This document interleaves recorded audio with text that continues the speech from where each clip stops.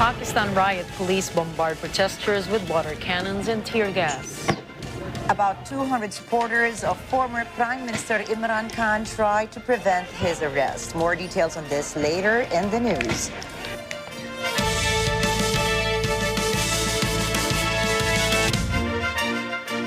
Good evening. I am Ricky Matay. And I am Nina Richie Alago Flores. This is Mata ng Agila International. Now for the headlines. Oil spill affects more than 30,000 families in Mindoro Oriental. A first in Balikatan exercise, Filipino and American troops will sink a target vessel in West Philippine Sea. Former PDEA chief denies accusations over illegal drug recycling expose. United States claims Russian warplane hits American drone. High B chairperson says BTS absence hurting global K-pop growth.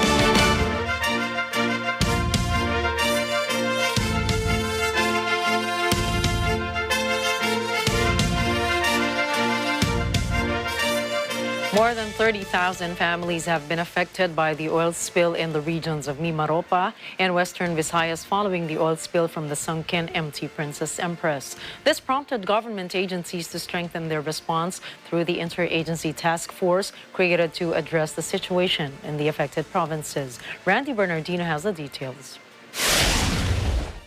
The National Disaster Risk Reduction and Management Council, or NDRRMC, assured local officials of Negros Oriental of the national government's integrated interventions to alleviate the effect caused by the oil spill in the province. This was the result of the coordination meeting held today by officials and representatives of NDRRMC member agencies with the province's local officials.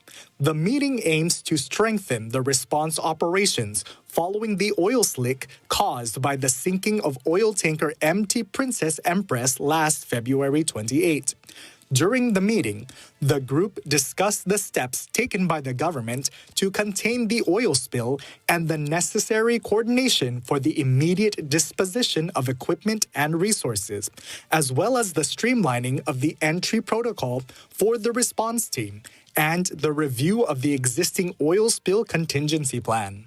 The government agencies also reported the early recovery interventions they have taken to the affected communities, including the Cash for Work program headed by the Department of Environment and Natural Resources, or DENR, cash assistance from the Department of Social Welfare and Development, or DSWD, and other support under the TUPAD program, or Livelihood Assistance to Disadvantaged or Displaced Workers of the Department of Labor and Employment, or DOLE.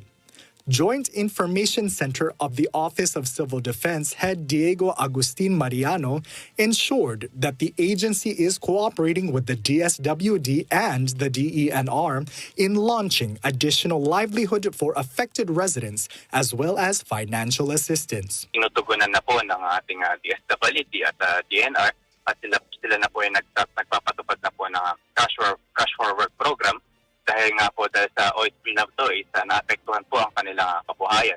Kaya nagsagawa na po, kaya ngayong araw po more than 20,000 families na po yung nabigyan na po ng tulong ng DSWD at ang DNR. Mga family food packs po ay binibigyan din po natin itong ating mga naapektuhang residente dahil po sa oil spill dahil lubha pong natamaan ng livelihood ng ating mga presidente po dyan sa Mindoro at Palawan po. Kasama na po ang antique.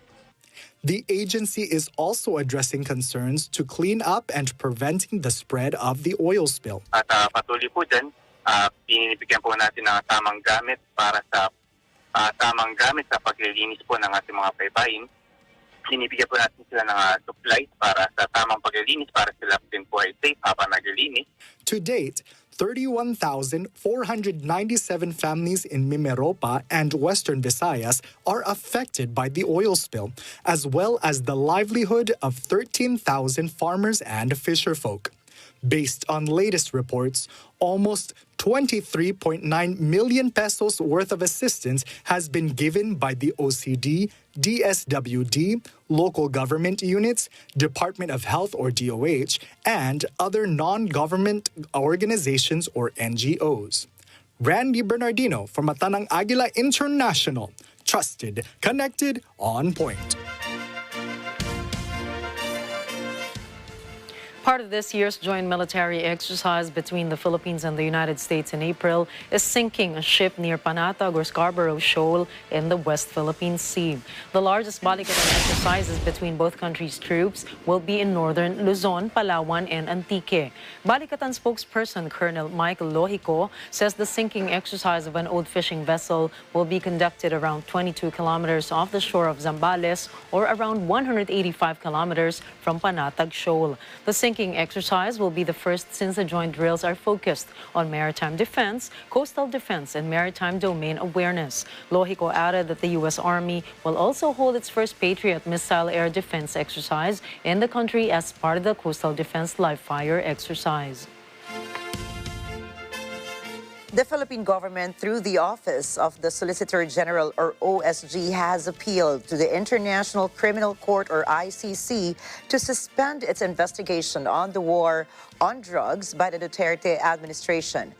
The appeals brief by the OSG was submitted in the appeals chamber of the ICC.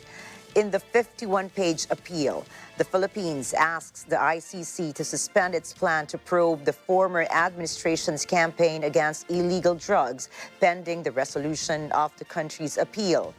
The Philippines also urges the pre-trial chamber to reverse its decision authorizing the investigation on the war on drugs.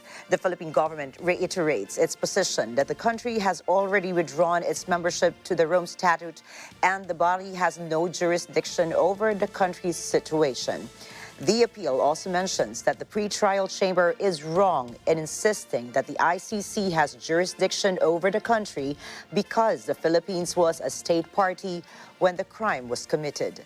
The government also says that the ICC is wrong when it said that the obligations under the Rome Statute exist even if the country has withdrawn.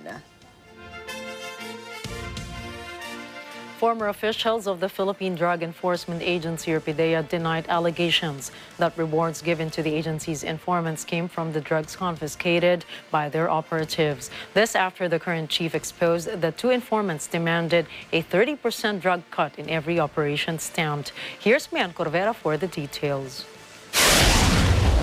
The Philippine Drug Enforcement Agency did not engage in rewarding its informant a drug cut from their successful operations. This denial was made by PDEA officials despite its Chief PDEA Director General Virgilio Moro Lasso exposing that two informants demanded a 30% cut as a reward for tipping off drug operations.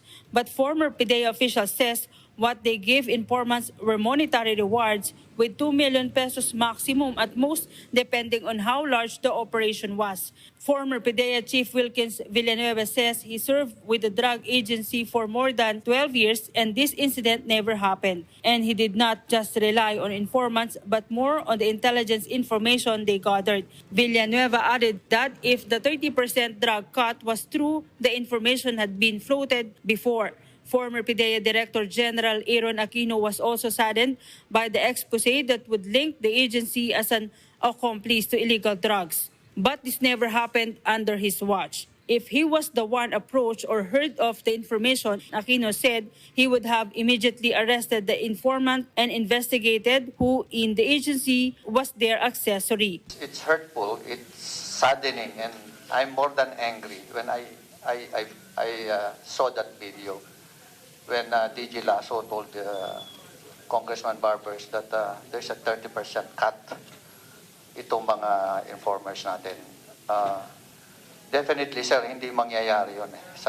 Sabi ko nga, in-explain ko nga kanina, in a bigger and bigger scale of our operations, hindi mangyayari yan siya. And that's the reason nagpapaalam yung tao. With due respect to Agila, so sa totoo lang, sir, kung mangyari sa akin, yung pupusasan ko talaga yung dalawa na yun, kung sino man yung mga tao niya. The center castigated PDEA officials on the issue. Well, nothing, abay may kalokohan pala rito na yung drugs pala ay binibigay na reward at harap-harapan mo na nandyan na sinabi sa iyo na ang kalakaran dito sa PDEA. Sino sa PDEA? You should have asked that. Nagtataka lang po ako bakit po hindi niyo po natanong yon. De La Rosa also castigated the police handlers of these informants. He doubt if PDEA agents are dazzled off what could they get in return, and instead of hunting the informants, it's the other way around. Ano ka, mukhang pera? Hindi sir, kasi Reward ka na ng iniisip mo. may reward kasi. Alam mo, trabaho mo yan, ha? Bilang pulis. Particularly, assign ka sa PDEC. So, Your Honor. With or without reward, magtrabaho ka. Ha? Yan nakakasira sa atin. Yung reward, yung pera. Nasisilaw sa pera yung ating mga pulis. Kaya puro pera na lang iniisip. Mayan Corvera for Mata ng Agila International, trusted, connected, on point. The leadership of the House of Representatives has ordered the House Ethics Committee to probe the continued absence without leave of Negros Oriental Representative Arnie Teves. Paulo Ramos reports. Because of his continued refusal to return to the country and perform his legislative duty, House Speaker Martin Romualdez has ordered the House Ethics Committee to probe embattled Negros Oriental Congressman Arnie Teves. The Speaker told House Ethics Committee Chairman Congressman Filimon Espares that Teves has no proper travel authority after his travel pass expired after March 9. Romualdez said Teves should return immediately so his colleagues in the chamber could hear his side on the allegations that he is the mastermind in the assassination of Negros Oriental Governor Roel Degamo.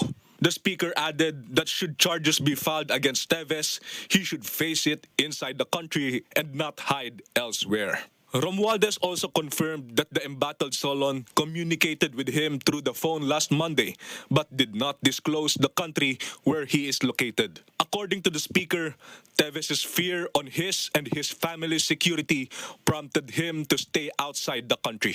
Romualdez also directed the House Sergeant-at-Arms to coordinate with law enforcement agencies and prepare the necessary security arrangements in case Teves decides to come back to the country. Paulo Ramos for Mata ng Agila International. Trusted, connected, on point. The Philippine National Police Criminal Investigation and Detection Group, or PNP-CIDG, has charged Negros Oriental Congressman Arnulfo Teves Jr. and two of his children.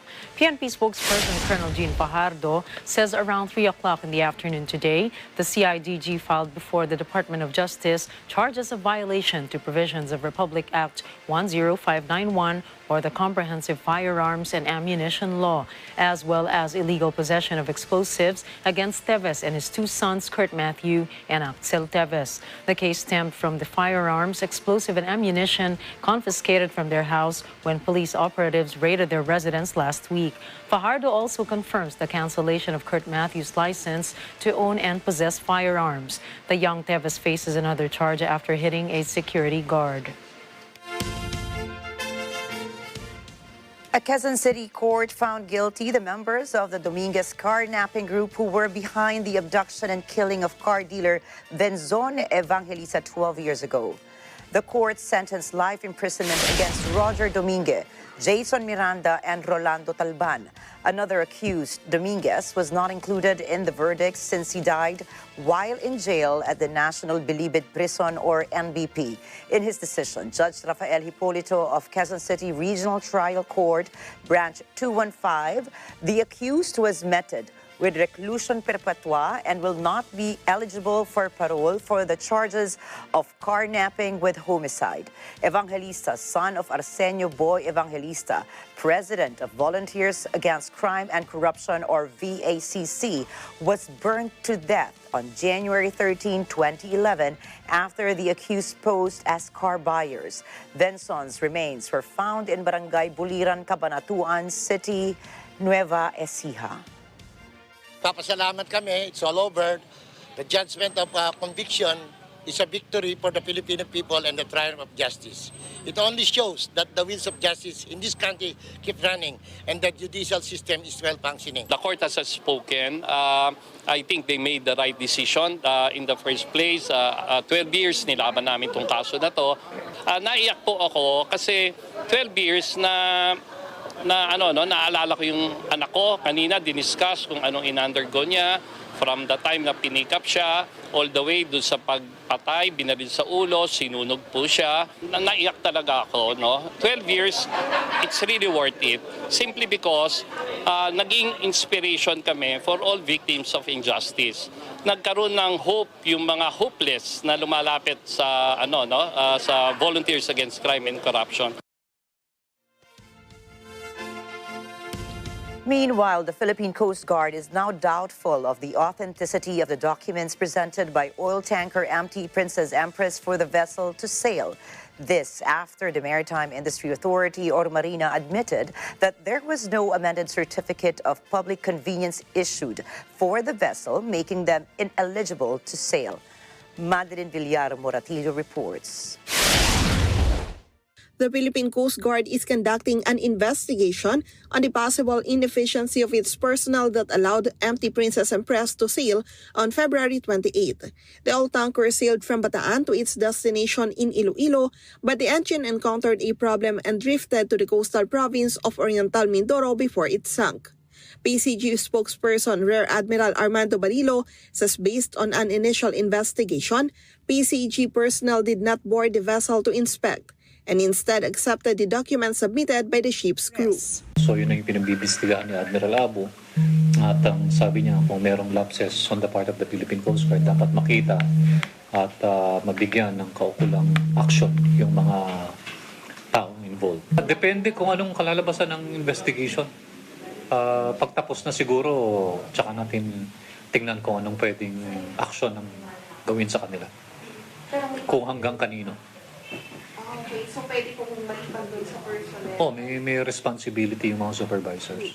Balilo also showed to the media the copy of the Certificate of Public Convenience submitted to them by the RDC Real Marine Services, the owner of MT Princess Empress. So this is the Certificate of Public Convenience submitted to us, to Coast Guard Station Manila, last February 27 nung dumaan yung barko ng MT Empress. Motor tanker Princess Empress. Okay? So, 4 na beses nang ginamit ito ng nasabing barko sa mga transaksyon niya sa Philippine Coast Guard. 1 in Manila, 1 in Cebu, 1 in Misamis Oriental. Balilo admitted that when the PCG received the CPC, they believed it to be authentic and exercised a presumption of regularity. Hirap kasi, parang pirma ng Marina eh. So wala kaming way para, to really establish kung spurious to or not. Ang sinasabi namin palagi, pag sinabmitan kami ng documents, yung presumption ng regularity. At hindi naman siguro maglalakas ng loob yung isang barko na babiyahe ka, na wala ka palang prangkisa. So iniisip namin na meron silang dalang papers and pinagkatiwalaan namin yung papers nila. At yun ang naging dahilan, kaya sila napayagan. But after the Senate inquiry on the incident on Tuesday, where the Maritime Industry Authority or Marina denied the authenticity of the document, the PCG realized that they had been presented with a fake document. In a copy of the CPC showed by PCG, a paper was attached to the document stating that the Marina had already amended the CPC, including the MT Princess Empress in the RDC fleet. Balilo added they discovered that instead of 800,000 liters, the cargo carried by MT Princess Empress was actually 900,000 liters of industrial fuel oil. Balilo said PCG personnel also visited Verde Island to study precautionary measures needed in case the oil spill would spread in the area. For now, the PCG is continuing its cleanup efforts to prevent the oil leak from spreading to other areas. Madeline Villar Moratillo for Mata ng Agila International. Trusted, connected, on point. Coming up, Taipei showcases new military drones. United States claims Russian jet causes American drone to crash over the Black Sea. And Russian President Vladimir Putin says Nord Stream blasts were staged. Mata ng Agila International will be back after a short break.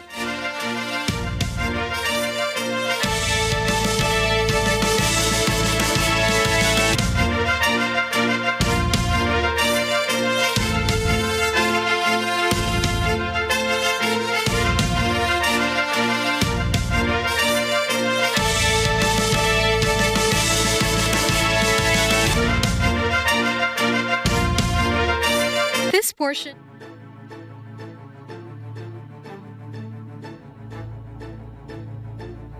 Susunod sa Counterpoint, makakasama ni Atty. Sal Panelo ang bagong hepe ng DSWD na si Rex Gatchalian.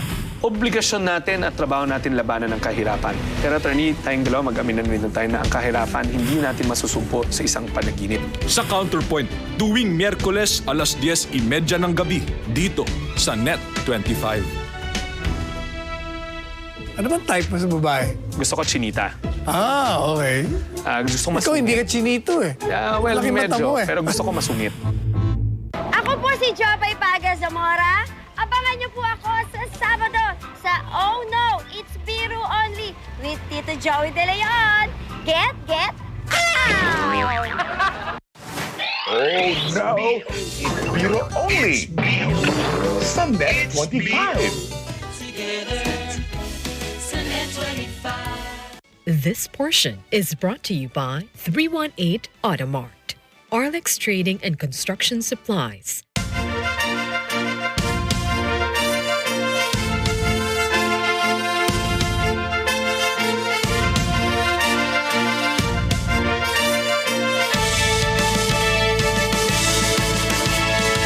Welcome back to Mata ng Agila International. Pakistan riot police used water cannons and tear gas to push back supporters of former Prime Minister Imran Khan.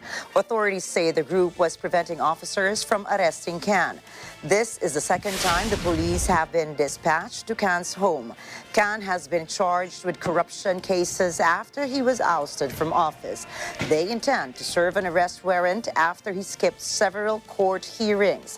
Yet, 200 Khan supporters with welded sticks charged at police. Some followers also hurled stones at authorities. Khan defies his arrest, citing security reasons. और ये shells जो आप देख रहे हैं ये सिर्फ जिस तरह मैंने कहा इस घर के अंदर यानी मेरे घर के अंदर ये वो शेल्स है जो घर के बाहर हैं उसका हमें कोई अंदाजा नहीं वो सारी सड़क के ऊपर सारी रात सुबह तक और अभी जब मैं आपसे बात कर रहा हूं फिर शेलिंग हो रही है अब ये मैं आपको दिखा रहा हूं कि ये सिर्फ शेल्स नहीं है ये गोलियां आपके सामने हैं ये गोलियां चलाई इन्होंने यहां ये गोलियां चलाने वाले एक आदमी को अदालत में पेश करने के लिए नहीं आते इनके अजाइम ये जो ऊपर सारे बैठे हुए हैं जिन्होंने पहले ही मुझे कत्ल करने की कोशिश की थी इनके अजाइम ये नहीं थे कि इमरान खान ने ये अदालत में वो कह रहा है कि मैं पहुंचूंगा उसके बावजूद ये हमला कर और अभी तक हमला हो रहा है Sri Lanka deploys armed troops as trade unions cripple hospitals, ports and banks through protest against high income taxes. The sharp increase in income taxes is a result of the precondition for a crucial IMF bailout. The protest involved more than 40 trade unions. Local reports say schools canceled term tests. Outpatient departments at hospitals closed due to the work stoppage. The protests also affected at least 14 international flights. The government attempted to restore minimum work and offered free transportation services. Meanwhile, officials involved in the bailout say the IMF is closely monitoring the social unrest since the tax reforms. But unions argue the strike duration will depend on the government's response to their demand to reverse the new taxes. Sri Lanka formally sought IMF help last year after defaulting on its $46 billion foreign government debt. Over 10,000 Indian farmers in Nashik demand an increase in onion prices as they march to Mumbai. Authorities announced some financial relief, but the farmers rejected the proposal. Meanwhile, officials say the plummet in price was due to a demand drop in the northern states, while other states are still harvesting onions. Indian farm experts report that unexpected weather changes had an impact on production and affected the prices of crops. India is the world's second largest onion producer, growing at around 24 million tons annually. About 10 to 15% of worldwide produce is exported to other countries.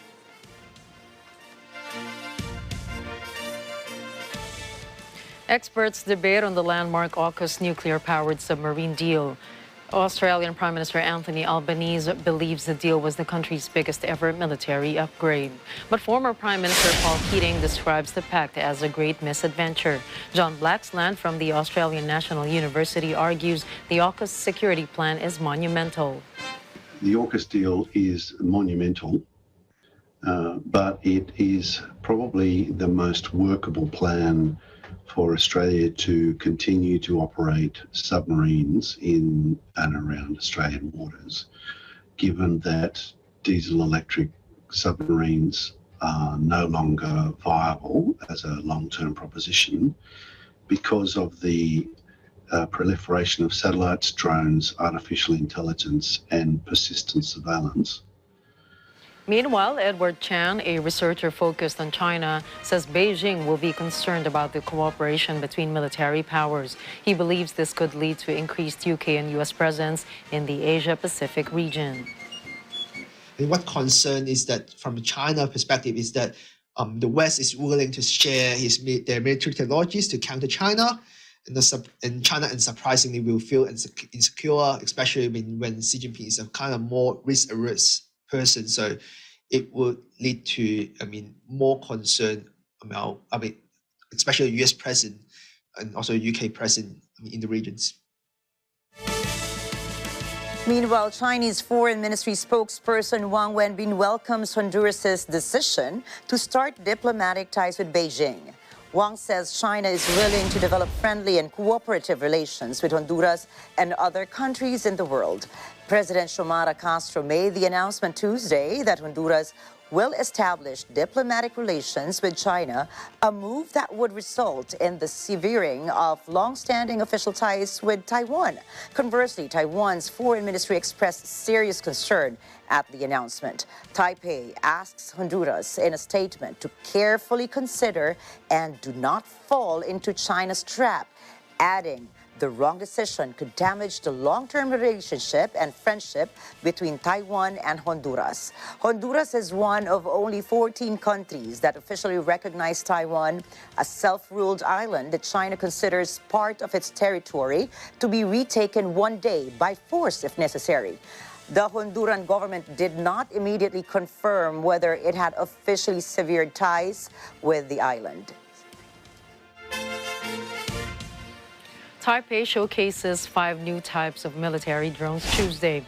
This as tensions with China continue to rise. Aeronautical Systems Research Division Director Eric Chi says the showcase is a response to the new global war trends. Chi explains the drones are equipped with combat or surveillance features similar to US-made Switchblade 300.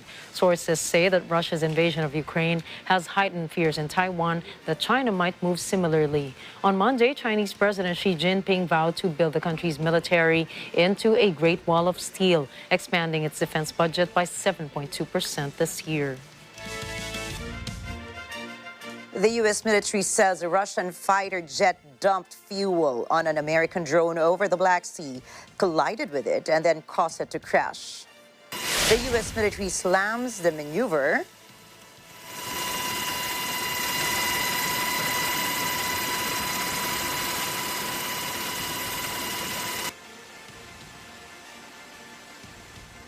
The U.S. military slams the maneuver as reckless. U.S. European Command says one of the Russian Su-27 fighters clipped the MQ-9 Reaper propeller. The Pentagon says it was on a routine intelligence, surveillance, and reconnaissance, or ISR mission. The U.S. State Department says it summoned Russia's ambassador to protest. Moscow denies causing the crash of the drone.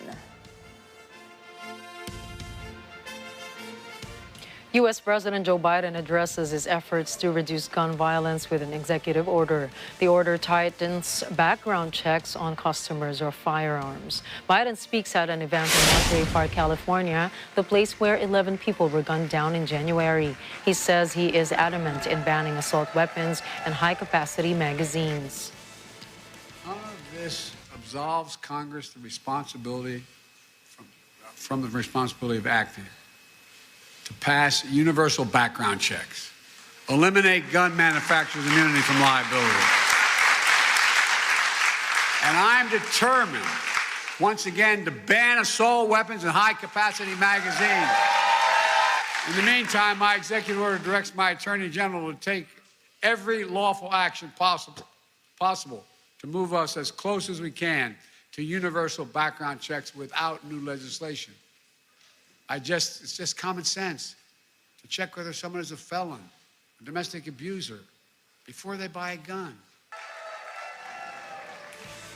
Of several measures announced by Biden, the most consequential will be an executive order seeking to tighten rules on background checks. Polls show overwhelming support for a blanket rule requiring that anyone purchasing a firearm is checked for a criminal record. However, Republicans in Congress argue this infringes on the constitutional right to own weapons and should be left up to the individual states to decide. Currently, only federally licensed dealers are required to run background checks. Federally licensed dealers are responsible for less than half of gun sales in the U.S. Russian President Vladimir Putin has dismissed as nonsense the recent claims that the attack on the Nord Stream natural gas pipelines might have been carried out by pro-Ukrainian activists. Putin argues that the Nord Stream explosion could only be carried out by specialists and supported by the entire power of a state. He insists whoever made the powerful explosion on the twin pipelines possesses certain technologies. Russia's ambassador to Canada, Oleg Stepanov, is stirring up trouble with Canada's Foreign Minister, Melanie Joly.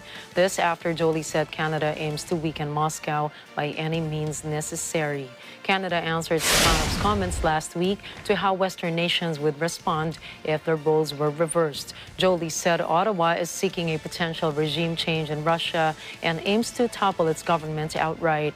But the Russian ambassador responded that her goal of a regime change is quite perplexed. He questions Joly if this is how she instructs the embassy in Moscow. Ottawa recently announced a new ban on imports of steel and aluminum from Russia.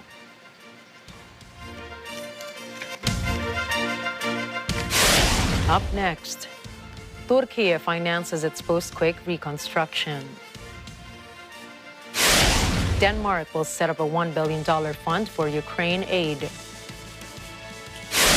And Pfizer pushes COVID-19 vaccine contract extension with European Union. Please stay tuned. Mata ng Agila International will be back with more global news.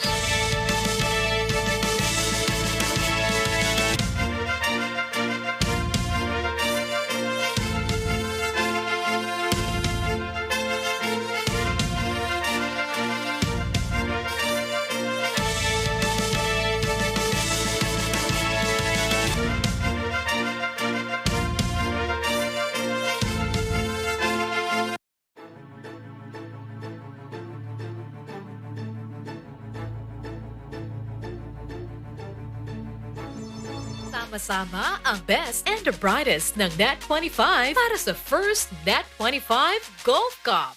Ngayong March 20, 2023 in Alabang Country Club. Pangungunahan ito nila Tito Soto, Vic Soto with Aga Mulak. At makakasama rin ang iba pang mga stars ng Net25. Register now. Please call Vian Amyon at 0917-322-8369. Limited slots only. Sign up and let's net together on a golf course.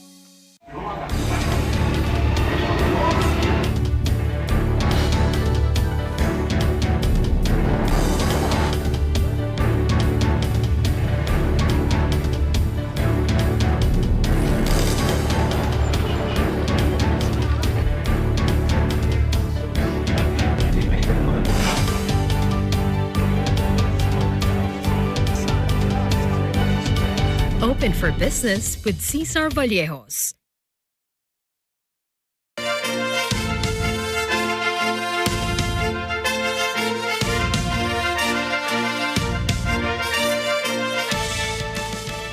Turkey has issued government bonds for the first time after a devastating 7.8 magnitude earthquake hit the country. The government says the $2.2 billion raised will be spent on rebuilding the nation. Analysts say the yield on the newly issued bonds is 9.5%, which is 5.2 percentage points higher than the rate on the U.S. government bonds. Before the earthquake, Turkish bonds were 6.2 percentage points higher. Analysts explain U.S. government bonds are usually considered riskless assets or an asset that has a certain future return. On the contrary, investors require a risk premium on Turkish bonds to compensate for the default risk of the Turkish government. The unorthodox economic policies used by President Recep Tayyip Erdogan raised the default risk in traders' eyes. Some say the strategy contradicts modern economic theory since Erdogan decreased interest rates to fight inflation. An economic theory has suggested that the rate should have been increased. The decrease in the spread between Turkish and U.S. bonds from January to March shows that investors started to perceive Turkish bonds as less risky. Some analysts say some traders believe the earthquake crisis will lead to Erdogan losing the elections in May. Other economists predict an opposition government will likely use more orthodox policies to manage the economy and decrease the default risk. Denmark will set up a large fund for aid to Ukraine in 2023 following an agreement by almost all parties and parliament. The Danish government announced Wednesday it will provide 7 billion krona or $1 billion to Kyiv. The country's finance ministry says some development aid will be redirected to pay for the initiative as well as an easing of financial policy. The aid will be three-pronged, with the biggest chunk being military aid of around 5.4 billion krona in 2023. Civilian aid for humanitarian and long-term reconstruction efforts will receive around 1.2 billion krona, while 400 million krona will go to business initiatives. Western nations have pledged a steady flow of support to Ukraine since Russia's invasion a year ago. Iran unveils their first domestically produced jet trainer, Yasin, that aims to address issues with training pilots in basic flying and combat. From Tehran, Iran, RT contributor Yusuf Jalali files the report. With a maximum speed of 1,000 kilometers per hour, it's categorized as a subsonic jet, suitable to be operated by cadets who have just passed jet simulator training. For more advanced training, Iran has already built the Kausar fighter jet, which is a supersonic aircraft with a maximum speed of 1,700 kilometers per hour. The Yasin aircraft features two Iranian-made turbojet engines dubbed Oj, delivering a combined total thrust of around 7,000 pounds. The use of indigenous engines has spared Tehran the need to go through the process of importing foreign engines that are all but banned by the Western-imposed sanctions. The training jet can fly for up to 1.5 hours without refueling. With a service ceiling of 12 kilometers, it's ideally suited to improve the flying skills of new pilots at high altitudes. While the jet is primarily designed for training purposes, its developers say it has light attack features as well, making it capable of carrying an array of close air support solutions, such as guns, rocket pods, and missiles. Formerly known as Kausar 88, the Yasin jet trainer made its maiden flight in 2019 at an airbase in the city of Hamadan.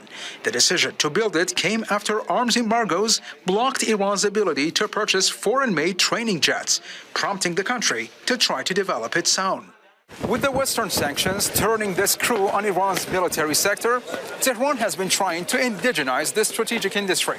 Perhaps the missile program is the epitome of Iran's military ambition. But in recent years, the country has stepped into other services as well, from UAVs to fighter jets, and now jet trainers. Yusuf Jalali, RT, Tehran. Head of the Freedom Program at Amnesty International France, Fanny Galois, says dozens of people have died and thousands have been maimed as a result of the abusive and disproportionate use of non-lethal weaponry throughout the world. Galois says these weapons are used in the repression of demonstrations. With the publication of a report on the use of non-lethal weaponry, the NGO calls for the trade of these weapons to be regulated. This so that manufacturers cannot sell the weapons to any country in any circumstance. The organization says kinetic impact weapons today are widely used in law enforcement all over the world. It says they are designed to immobilize an individual. Amnesty International warns that these weapons cause injuries and deaths in absolutely appalling numbers. Injuries include shattered eyeballs, permanent damage, and head trauma. Houses and vehicles are submerged after the Pajaro River in California burst over a crumbling levee overnight. Emergency workers scrambled to stabilize the levee after a breach forces thousands from their homes. Another major storm looms and threatens more flooding. A resident says Pajaro at the moment is inhabitable. Homes and vehicles are locked out. People are gone and scattered to wherever they could find a safe place. The drinking water is unsafe, so largely Pajaro right now is uninhabitable, and that's projected to go on for a few months at least until the waters begin to recede, and then they go in and really assess the dam.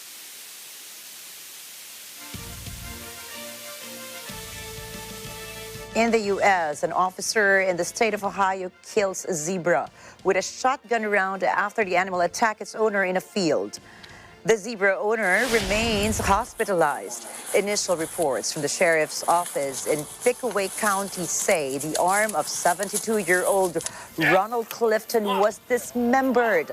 Police Deputy Michael Oberly reports that as he arrived on the scene, a large male zebra charged his driver's side door and was acting very hostile. The officer says Clifton appeared to have a hemorrhage on his right arm just below the elbow. While Oberly was attending to the victim, the zebra returned and threatened the Clifton family and yet another police. Video footage from an officer's body camera shows a man chasing the zebra with a stick.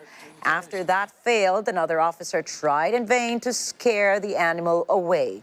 The officer ended up shooting the zebra in the head. Police say the animal may have been seeking to protect 5 or 6 female zebras that were seen in the properties filled during the incident. A local network reports that under Ohio law, zebras are not classified as dangerous wild animals and are legal to own in the state. Images posted on Facebook by the Queensland Police Service in Australia show a kangaroo joey being plucked out of floodwaters near the small community of Bricktown. Record high floods have hit the area. Murky water has inundated buildings in the town, usually home to about 200 people. Police say the joey, dubbed Lucky by his rescuers, was found in water where crocodiles had also been spotted. Police warn locals to remain clear of the flooding.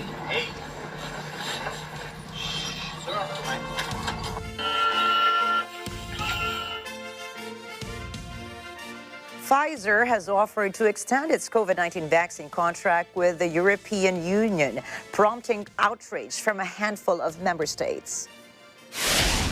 Opposers say the deal would serve the interests of Big Pharma over their own citizens. However, the U.S. pharma giant still insists that it will be paid for the full number of doses originally agreed upon, many of which would never be produced under the new terms. The amendments to the deal were presented by a European health commissioner during a closed-door meeting in Brussels, but face objections from some EU members. In a joint statement issued following the meeting, officials from Bulgaria, Hungary, Lithuania, and Poland said they would not sign the agreement with the proposed changes. The contract extension would push the vaccine agreement out to 2026 with a proposed 40% reduction in the number of doses supplied and delays to deliveries.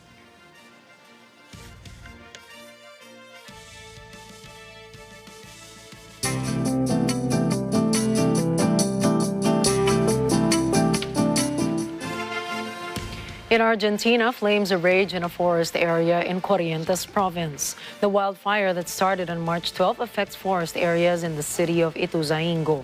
Authorities say this is the largest fire this season. About 150 firefighters and brigadiers are working in the area to fight the blaze as a major drought continues to affect the entire province.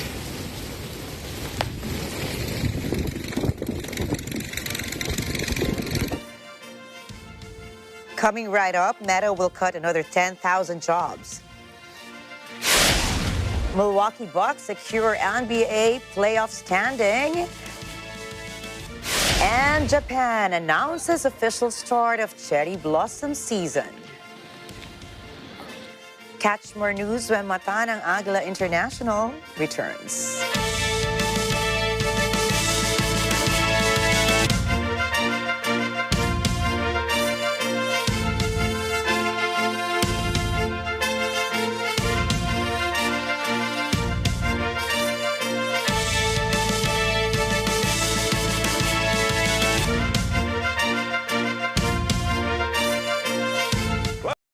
Mga kaono, simulan na natin ang Season 5. Woo!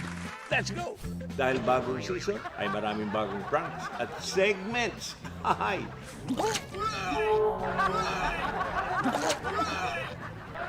Kuya, para mo nga dito. Sumabog yan.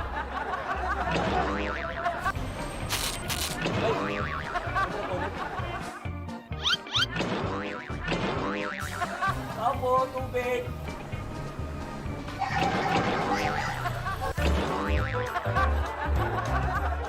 Get?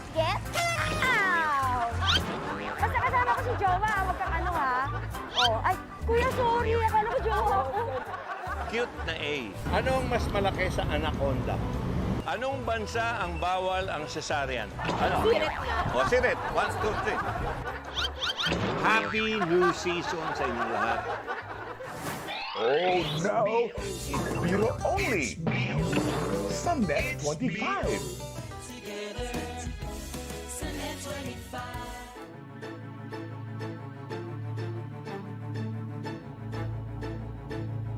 Sama ang best and the brightest ng Net25 para sa first Net25 Golf Cup. Ngayong March 20, 2023 in Alabang Country Club. Pangungunahan ito nila Tito Soto, Vic Soto with Aga Mulak. At makakasama rin ang iba pang mga stars ng Net25. Register now. Please call Vian Amyon at 0917-322-8369. Limited slots only. Sign up and let's net together on a golf course.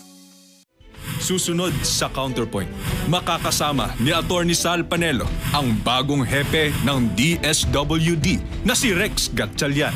Obligasyon natin at trabaho natin labanan ng kahirapan. Pero attorney, tayong dalawa mag-aminan tayo na ang kahirapan hindi natin masusumpo sa isang panaginip. Sa Counterpoint, tuwing Miyerkules alas 10:30 ng gabi dito sa Net 25. Ano bang type mo sa babae? Gusto ko chinita. Ah, okay. Gusto ko masungit. Ikaw hindi ka chinito eh. Well, Laki mata medyo. mo eh. Pero gusto ko masungit.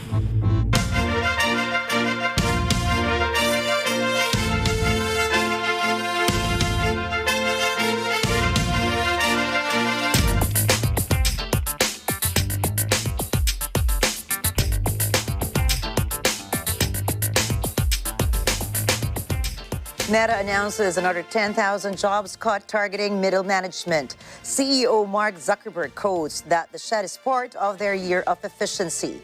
Zuckerberg reports some factors like high U.S. interest rates, global political instability, and increased regulation slowdowns. Last year, Meta announced that its earnings plummeted to 4% year-on-year. Yet the company gained a profit of above $23 billion over the course of 2022. The tech giant previously laid off 11,000 employees last November. In addition to the job cuts, 5,000 vacancies at the firm will be left unfilled. Early this year, Amazon also announced a planned 18,000 jobs cut. More than 128,000 job cuts were recorded in the tech industry so far in 2023.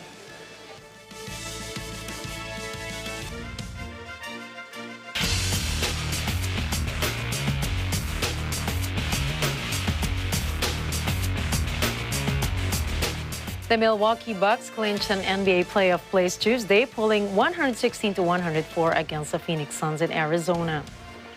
The Bucks cemented their 50th win of the regular season as top of the Eastern Conference. Giannis Antetokounmpo scored 36 points, 11 rebounds, and 8 assists. Meanwhile, Western Conference's Denver Nuggets flopped a 4th straight defeat against Toronto Raptors with 125-110. Toronto's point guard Fred VanVleet finished the match with 36 points, 8 3-point shots, 7 assists, and 3 steals. The NBA playoffs are scheduled to start on April 15.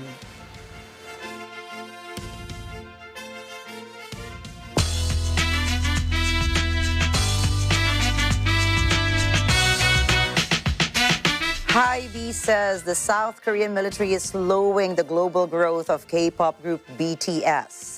Hy-Vee chairperson and mastermind behind BTS, Bang Si-hyuk, cites figures, including global ratings and album sales, showing a declining demand for K-pop.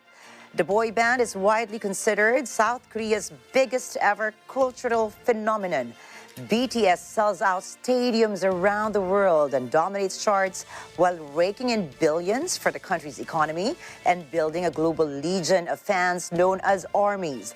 But all able-bodied men in South Korea must serve at least 18 months in the military. BTS was not given an exemption. Since their debut in 2013, BTS has been credited with generating billions for their country, boosting the image and soft power of South Korea.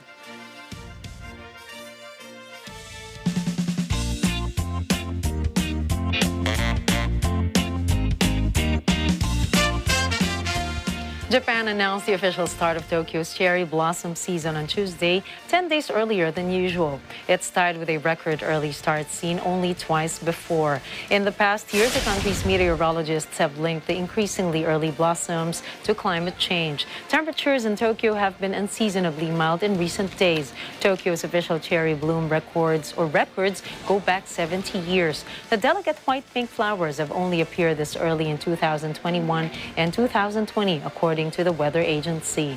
Japan's sakura or cherry blossom season is feverishly anticipated by locals and visitors alike. The announcement of the Tokyo season start was alerted by major news agencies and covered live on television.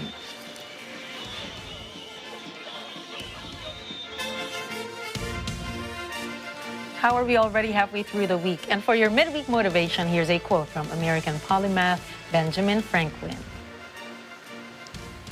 Without continual growth and progress, such words as improvement, achievement, and success have no meaning.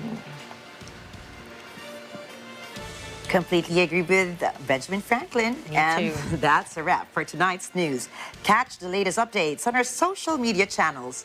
I am Ricky Matay. And I am Nina Richie Alago Flores. Please stay tuned for tonight's episode of Counterpoint with Attorney Salvador Panelo and DSWD Secretary Rex Gatchalian. This is Mata ng Agila International, trusted, connected, on point.